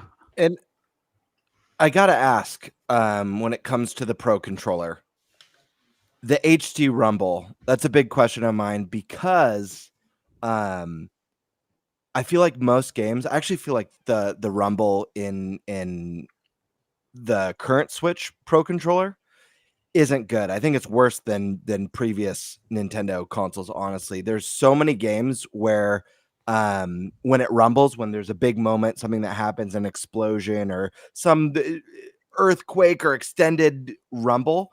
It's just a really loud buzz. I'm sure you guys know what I'm talking about. Yeah, It's super totally. loud. If your controller's on the table, it does that zzz. Yeah, vroom in the night sky. Not that I want to admit that I played it. It's just like vibrating your bad. hand with Yeah. very tiny vibrations, but really fast, like a buzzsaw. So does the rumble feel more like, even what we got in the GameCube, which I feel is superior to the current Pro controller, but closer to DualSense? Or was it just the Joy-Cons that kind of had that good rumble, I suppose? It's definitely nicer. It's definitely nicer. I think because it's also more localized, like as you mentioned in the DualSense, it's more positioned around the controller, which, I mean, I think is probably in the Switch One Pro controller, but just not almost ever utilized. Sure. But yeah, no, it felt very good, especially with Mario Kart when we were playing Mario Kart and that. Like, I'm just pulling this out of my butt. I think I recall, when you're drifting, and it depends on like what, this is what it is when it's when you're on a rail and you're grinding on one wheel, that side of your controller kind of vibrates a little bit more. That's cool. That's and super so yeah, sick. there definitely are some of those touches that I think will make it feel a lot more substantial. And is it a nice rumble, or is that kind of that buzzsaw that we get on the Switch One a lot of the time? Stash. Yeah, no, I don't think it was like the Switch One. It felt much. You more guys know what I'm precise. talking about, right? I do. I'm not just No, okay. I just want to make sure you guys I understand know what what I'm you're talking getting about. It's like a hummingbird's wing, just like at. Yeah, like even playing Cyberpunk, the HD Rumble 2 is definitely being used. Like when you're Mhm. firing the weapon, it feels like you're firing a weapon, which is Cool. like how the DualSense is. That's why, like, across the board, I didn't feel like I noticed enough of a difference, if there was a difference, between the Joy-Con HD Rumble and the Pro Controller Rumble. And like Tucker Cool. said, like when you're grinding on a rail, you feel it on that side that you're grinding on. Love that. It's really good. Like I'd be very, I don't know if I could find anything bad to say, right? Like, Cool. or anything concerning, I guess you would say. Like I was very impressed. I'm like, yeah, this is awesome. And it feels, like I said, so much better than the Switch One controller as far as the HD Rumble. And I know what you're talking about with that controller. The HD Rumble isn't great. I will agree with you on that. But this feels like kind of like a night and day difference. Awesome. I think the one disappointment, if you want to call it that, is the lack of analog triggers. Because if games like Forza Horizon are going to be making their way to Switch 2, playing that without being able to feather your gas pedal essentially is going to be tricky. It's going to be they might have to do like they did with what was that, Trials HD or whatever, where you had to use the stick as your gas essentially, Oh yeah. Mm. That's a good point. Did they utilize the rumble in Prime 4 when you're charging your arm Yes. cannon? Yeah. Definitely. Cool. And I love that. Yeah, I was charging my arm cannon like a lot. Pretty much. Yeah, if you see in the footage, yeah, like pretty much the whole time. I kept saying, I'm like, dude, he could take this out so much faster if he stops charging the arm cannon. Just get the quick shots in. But you're just It felt that good. It felt so damn good. I'm charging this sumbitch every shot. Yeah, it did. Like I was just like charging and dodging as much as I could, and just trying to like also just figure out the controls. But yeah, that was one thing actually I wanted to mention. I'm glad you brought that up.